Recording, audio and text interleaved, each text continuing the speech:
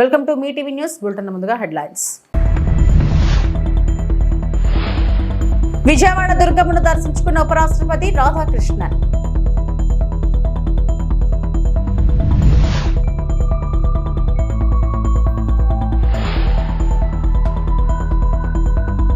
ఉపాధ్యాయుల నియామక పత్రాల పంపిణీకి ఎమ్మెల్యేలను ఆహ్వానించిన మంత్రి లోకేష్.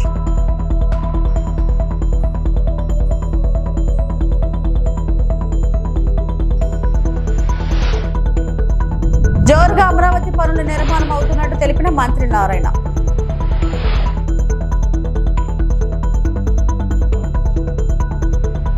భారత ఉపరాష్ట్రపతి సిపి రాధాకృష్ణన్ బుధవారం విజయవాడ దుర్గమ్మ, బుధవారం సాయంత్రం విజయవాడలోని కృష్ణానది పున్నమి ఘాట్ వద్ద నిర్వహిస్తున్న విజయవాడ ఉత్సవంలో పాల్గొనేందుకు విచ్చేసిన సందర్భంగా ఏపీ మంత్రి కొలుసు పార్థసారథి, ఆలయ పాలక మండలి చైర్మన్ రాధాకృష్ణ అధికారులు స్వాగతం పలికారు. ఆలయంలో పూజలు అనంతరం ఆలయ కమిటీ ఆధ్వర్యంలో ఉపరాష్ట్రపతిని సాల్వాతో సన్మానించి అమ్మవారి ఫోటోను, తీర్థ ప్రసాదాలను అందజేశారు. దుర్గమ్మను దర్శించుకున్న ఆయన భక్తులతో కరచాలనం చేశారు.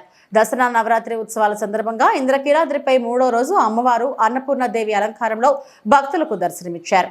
అమ్మవారిని దర్శించుకునేందుకు భక్తులు పెద్ద సంఖ్యలో తరలివచ్చారు.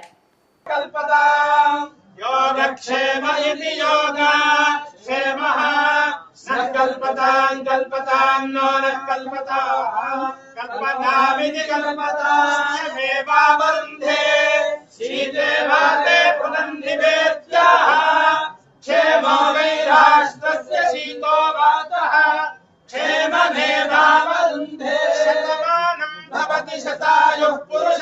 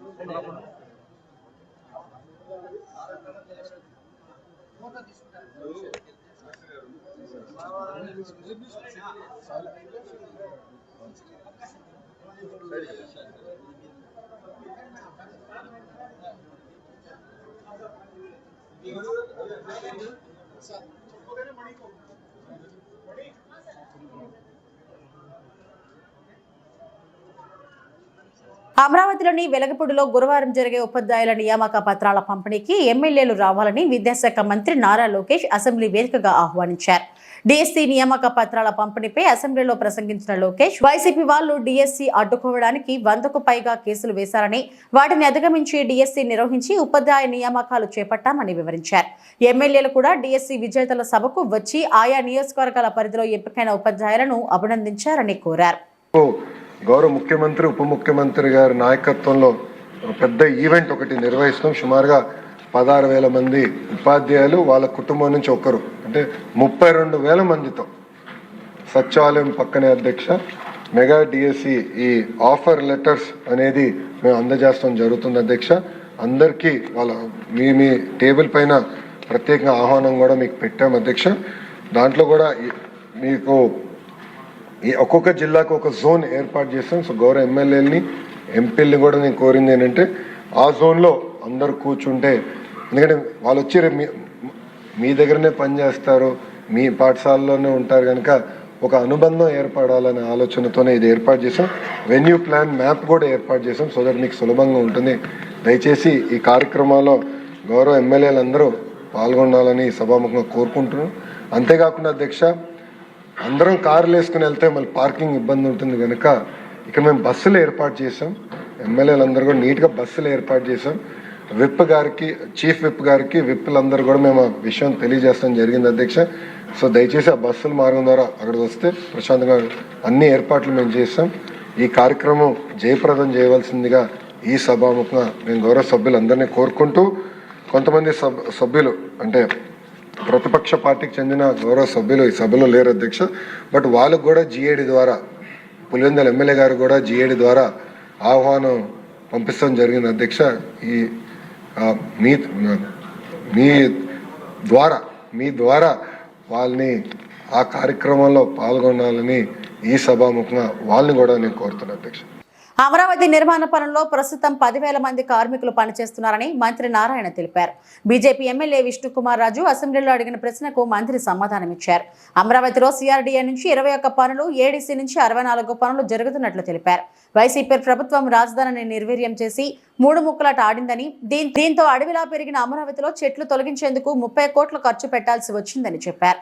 రాజధానిలో ట్రంక్ రోడ్లు, లేఅవుట్ రోడ్లు, ఎమ్మెల్యే, ఎమ్మెల్సీలు, జడ్జిల బంగ్లాలు, అధికారులు, ఉద్యోగుల నివాసాలు నిర్మాణం వేగంగా జరుగుతున్నాయని చెప్పారు. మార్చి 31 నాటికి 3,500 ప్లాట్ల నిర్మాణం పూర్తి చేస్తామన్నారు. కమిటీ వేసి వాళ్ళ సమస్యలన్నింటినీ డిస్కస్ చేయమని సీఈలతోనూ అధికారులు చేసాం. దాని మీద డిస్కస్ చేసిన తర్వాత ఆ కమిటీ రిపోర్ట్ని అథారిటీలో పెట్టి, అథారిటీలోను క్యాబినెట్లో పెట్టి దాన్ని అప్రూవ్ చేసి యాక్చువల్గా కోర్టులకు ఇట్లా బాగుండా యాక్చువల్గా చేసాం అధ్యక్ష. తర్వాత మళ్ళా టెండర్లు సేమ్ టెండర్స్ని కంటిన్యూ చేయమంటే వాళ్ళు ఎస్ఎస్ఆర్ రేటుతో చేయలేము మేము, ఎందుకంటే దాదాపు 6 సంవత్సరాలు అయిపోయిందని చెప్పడంతో మళ్ళా టెండర్లు పిలిచాం అధ్యక్ష. దాని ఐటమ్ రేట్లో టెండర్లు పిలిచి టెండర్లు ఇవ్వటం జరిగింది. దాన్ని కూడా యాక్చువల్గా అథారిటీలో అప్రూవ్ చేసి క్యాబినెట్లో పెట్టి చేయటం జరిగింది అధ్యక్ష. అవన్నీ కూడా వాటి డీటెయిల్స్ యాక్చువల్గా షీట్లో ఇచ్చాం అధ్యక్ష. అయితే అనేక సమస్యలు యాక్చువల్గా ఈ ప్రభుత్వం రాగానే ఉన్నాయి అధ్యక్ష. ఒకటి టెక్నికల్ కమిటీ వేసాం. తర్వాత 5 ఏళ్ల క్రితం కట్టిన బిల్డింగ్స్ గత ప్రభుత్వం పూర్తిగా వదిలేసింది. అందువల్ల వాటి యొక్క స్ట్రెంత్ ఎలా ఉందని చెక్ చేయడానికి ఐఐటి చెన్నై, ఐఐటి హైదరాబాద్ వాళ్ళకి ఇచ్చి దాన్ని స్టడీ చేయమన్నాం. వాళ్ళు స్టడీ చేయడానికి దాదాపు 3-4 నెలలు యాక్చువల్గా సమయం తీసుకున్నారు అధ్యక్ష. వాళ్ళు స్టడీ చేసి ఎటువంటి ఇబ్బంది లేదని చెప్పారు. అయినా మళ్ళీ సెకండ్ టైం కూడా స్టడీ చేస్తామని మళ్ళీ వాళ్ళు కొంత టైం అడిగారు. సెకండ్ టైం అంటే దానిలంతా వాటర్ ఉండిపోయింది అధ్యక్ష. కింద ఈ అసెంబ్లీ, హైకోర్టు ఏదైతే ఆల్రెడీ తవ్వి కొంత ఫౌండేషన్ వేస్తున్నారు, ఆ వాటర్ ఉన్నప్పుడు చెక్ చేశారు. మళ్ళీ వాటర్ తీసేసిన తర్వాత మళ్ళీ ఒకసారి చెక్ చేస్తూ ఉంటే దానికి ఇదంతా కూడా 8 నెలల సమయం పట్టింది అధ్యక్ష. 8 నెలలు అయిన తర్వాత టెండర్లు పెరగటం జరిగింది. కాంట్రాక్ట్కి అలాట్ చేసాం. వర్క్ ఎంతో వేగవంతంగా జరుగుతుంది అధ్యక్ష.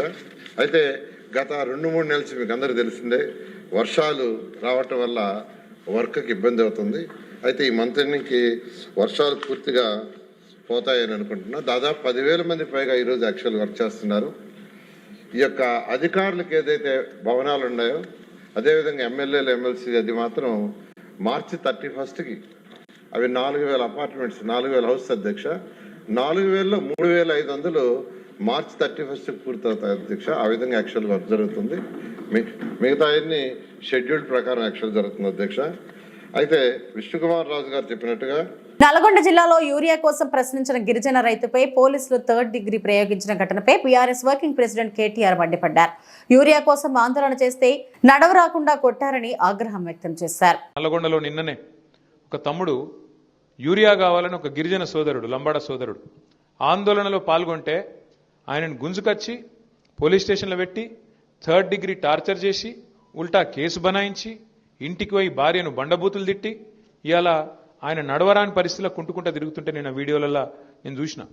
జగదీశ్వర్ రెడ్డి గారిని రిక్వెస్ట్ చేసి, అన్న మీరు పోయిరండి, ధైర్యం చెప్పిరండి ఆ పిల్లగాడికి, అవసరమైతే వదిలిపెట్టొద్దు వీళ్ళను, అవసరమైతే మానవ హక్కుల కమిషన్ పోవాలి, అవసరమైతే మనం ఇక్కడ SC/ST కమిషన్ కూడా పోవాలని చెప్పి జగదీశ్వర్ రెడ్డి గారిని ఇప్పుడే పంపించొచ్చు. ఎమ్మటే పొద్దున పూట మఫ్టీలో 2 పోలీసులు వచ్చారు సార్. 2 వచ్చారు.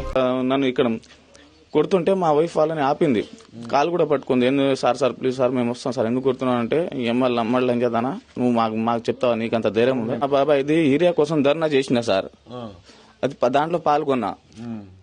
అక్కడ నన్ను వాళ్ళు చూసిరు, దాని గురించి కొట్టిన. అసలు నీకేమైనా గుంట భూమి ఉందారా అమ్మళ్ళ జొడక, నీకేంటి అవసరం, నీకేమైనా అవసరం ఉందారా, నీకేమైనా గతి ఉందారా నీకు, ఇట్లా దాని గురించి ఇట్లా లమ్మల్ లంజడు కానీ మాట్లాడుతుంటే కాళ్ళతో తనుకుంటా సార్ 25 నిమిషాలు నరకం చూపెట్టారు సార్. 3 కానిస్టేబుల్ వచ్చాయి సార్. 25 నిమిషాలు సోయి లేదు సార్, సోయి ఇట్లా పడిపోయినా కానీ నాకు అసలు నరకం పైన చూసి కిందికి అట్లా నరకం చూసుకుంటూ వచ్చినాయి సార్. 25 నిమిషాల తర్వాత బెల్ట్ తోని లాఠీలతోని స్టేషన్లో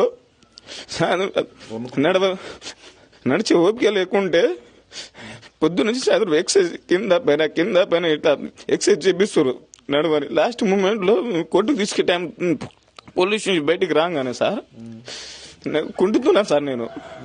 మళ్ళీ కూడా గట్టిగా నడవని కాళ్ళతో తండుతాను సార్. మళ్ళీ లాస్ట్ గట్టిగా నడవాలి. ఎవరికైనా చెప్పినావో నీకు బెయిల్ రాకుండా చేస్తాయేమో అనుకుంటున్నావో. ఇంకోసారి ఎప్పుడైనా కనిపిస్తావారా నాకు కొడక? ఎప్పుడైనా కనిపిస్తావు నీకు బెయిల్ రాకుండా చూసుకుంటా. ఎవరికైనా హాస్పిటల్లో కానీ జడ్జి దగ్గర కానీ మీ వాళ్ళకి ఎవరైనా చెప్తే నీ సంగతి ఎట్లా చేయాలి అట్లా చేస్తా నేను.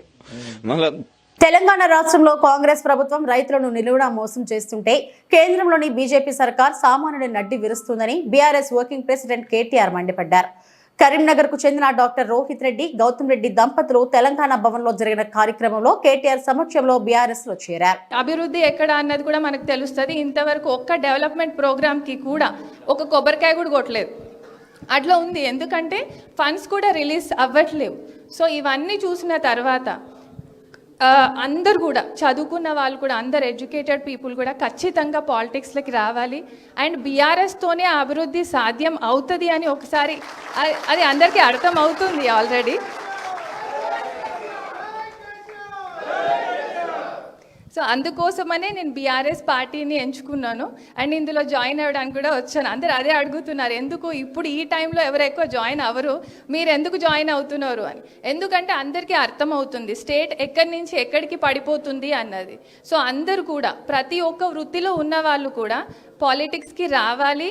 అండ్ స్టేట్ డెవలప్మెంట్ అన్నది not only in politicians hands, ఒక రాజకీయ నాయకులు లీడర్స్ దగ్గరనే కాదు, ప్రతి ఒక్క వృత్తిలో ఉన్న వాళ్ళు కూడా వాళ్ళ రాష్ట్రం అభివృద్ధిని వాళ్ళ బాధ్యతగా తీసుకున్నప్పుడే అది ముందుకు వస్తుంది. కాబట్టి అండ్ బీఆర్ఎస్ పార్టీతోనే మనకి అభివృద్ధి వచ్చింది అన్నది మన అందరికీ తెలుసు. విశాఖ జిల్లా మధురవాడ జీవీఎంసీ జోన్ 2 కార్యాలయం బయట సిఐటియు నేతలు పెద్ద ఎత్తున సిఐటియు నేతలు ధర్నాకు దిగారు. రోడ్లపై బైఠాయించి నిరసన వ్యక్తం చేశారు. వినూత్నంగా భిక్షాటనతో చిరు వర్తకులు నిరసన తెలిపారు. నేతలు మాట్లాడుతూ మమ్మల్ని యాచకులుగా మార్చవద్దని, మా కుటుంబాలను రోడ్డు పాలు చేయవద్దని మండిపడ్డారు. ముఖ్యమంత్రి చంద్రబాబు నాయుడు మమ్మల్ని యాచకులను చేయవద్దని, మా కుటుంబాలను రోడ్డు పాలు చేయవద్దని, మా ఉపాధిని కాపాడాలని, రక్షణ కల్పించాలని నినాదాలతో చేశారు.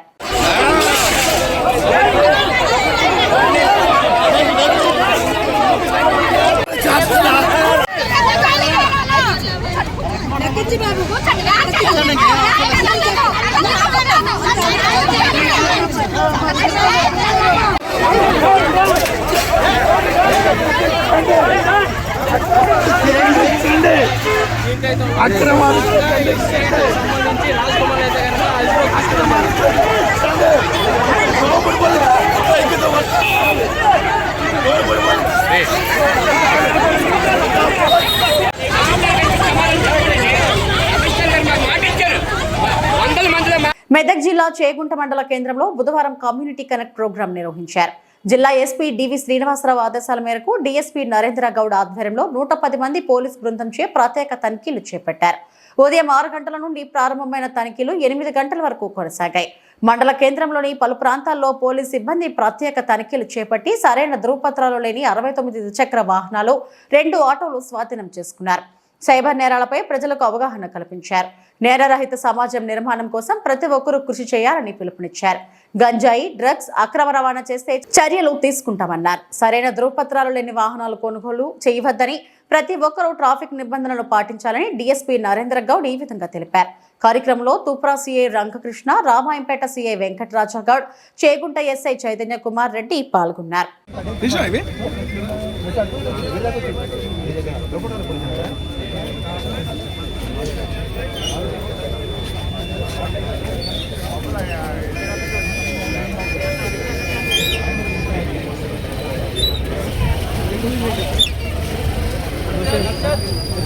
చేగుంట పోలీస్ స్టేషన్ పరిధిలో ఇవాళ కమ్యూనిటీ కాంటాక్ట్ ప్రోగ్రాంలో భాగంగా కార్డినెంట్ సెర్చ్ ఆపరేషన్ కూడా చేయడం జరిగింది.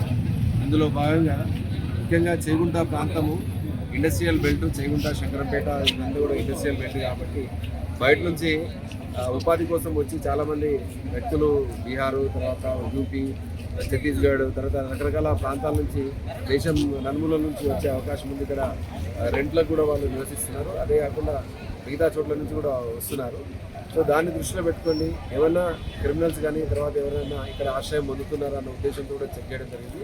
అదేవిధంగా పబ్లిక్ని అవేర్ చేయడం కోసం ఇక్కడ సైబర్ క్రైమ్స్ కానీ షీ టీమ్స్ తర్వాత ముఖ్యంగా మహిళల పట్ల నేరాలు కానీ వీటిని ఆపడానికి ఏం చేయాలన్న ఉద్దేశంతో ప్రజల్ని అవేర్ చేయాలని చైతన్యం చేయాలన్న ఉద్దేశంతో ఇవాళ మొత్తం తూప్రాన్ సబ్ డివిజన్ పరిధిలో ఉన్న మా సిబ్బంది అందరూ దాదాపు 110 మంది మొత్తము 2 సిఐలు తర్వాత 12 మంది ఎస్ఐలతో తర్వాత మిగతా సిబ్బంది అందరూ కూడా ఇవాళ ప్రోగ్రామ్ చేయడం జరిగింది. ఇందులో భాగంగా మేము ఒక 69 వెహికల్స్ 2 వీలర్ వెహికల్స్ అదేవిధంగా 2 ఆటోలు నంబర్ ప్లేట్లు సరిగా లేని పేపర్లు సరిగా లేని వీటిని వెహికల్స్ అన్ని కూడా సీజ్ చేయడం జరిగింది. అదేవిధంగా పబ్లిక్ని కూడా మేము అవేర్ చేయడం జరిగింది. గాంజా కానీ తర్వాత డ్రగ్స్ కానీ ఇలాంటి చట్ట వ్యతిరేక కార్యకలాపాలకు పాల్పడొద్దని చెప్పేసి సైబర్ నేరాల్లో పాల్పడొద్దు అదేవిధంగా సైబర్ నేరాలకు గురి కావద్దు అనే విషయము మీరు కూడా బాధితులుగా మిగిలిపోతారనే ఉద్దేశంతో వాళ్ళు కూడా చెప్పడం జరిగింది. పోలీస్కి ఏంటంటే నిరంతరము ప్రజల సహకారం కావాలి. ఆ సహకారం కోసం వాళ్ళను అప్పీల్ కూడా చేయడం జరిగింది. సో ప్రజలు కూడా ఒక మంచి ఎంకరేజ్మెంట్ చేసినారు. మాకు కూడా వాళ్ళు కూడా ప్రజల నుంచి ఒక పాజిటివ్ రెస్పాన్స్ వచ్చింది. సార్ ఇది రెగ్యులర్గా మీరు కంటిన్యూ చేయండి మాకు ఒక భరోసా లాగా ఉంటుందని చెప్పడం కూడా జరిగింది. ఇవాళ ఏంటంటే సక్సెస్ఫుల్గా ఇక్కడ చేయడం జరిగిందని చెప్పేసి చెప్తున్నాను. Thank you. ఇవి ఇప్పటివరకు నా బులెటిన్ అప్డేట్స్.